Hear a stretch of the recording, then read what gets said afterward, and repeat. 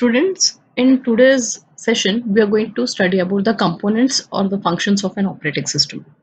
Like in the previous lecture, we have studied about the basic introduction of operating system, which is operating system acts as an interface between the hardware and between the user.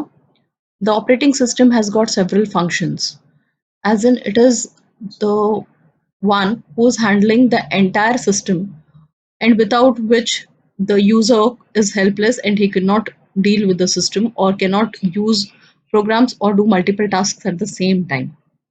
An operating system reduces the headache of a person by a larger extent because all the important functions is being taken care of by the operating system itself. One of the functions include memory management. That is how space has to be allocated, what section of the OS will be handled by what particular operating system or application. All of this is being taken care of by the OS.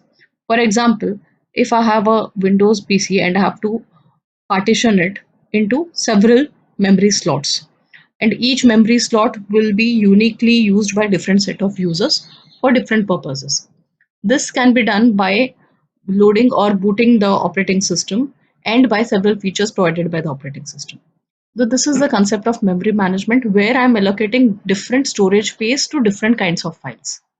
Processor management. Processor management is being done by the OS in order to manage the speed of the processor and to handle several aspects of the processes in queue. File management. A basic meaning of file can be the smallest window, smallest editable file like a Word, a folder, or it could be a collection of folders which have to be managed, as in have giving access rights, giving privileges, storing of those files, creation of files, deletion of files, maintaining a log of those files, creating a hierarchical structure of the file.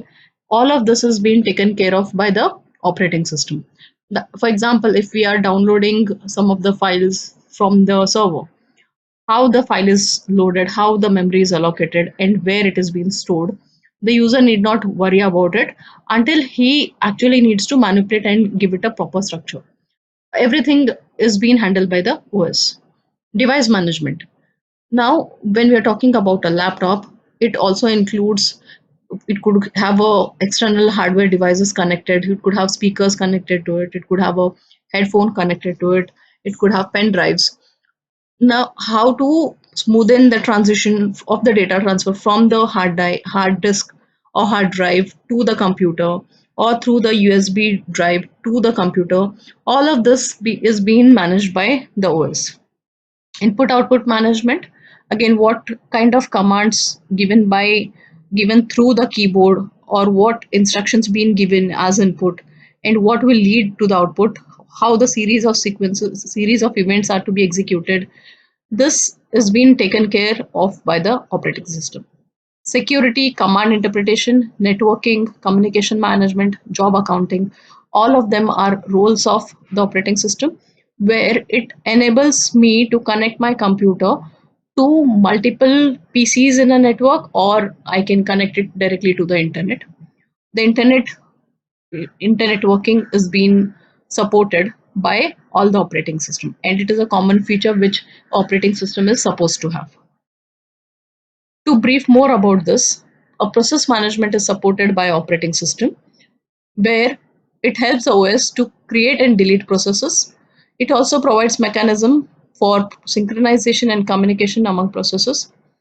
Memory management module performs the task of allocation and deallocation of memory space to programs in need of these resources.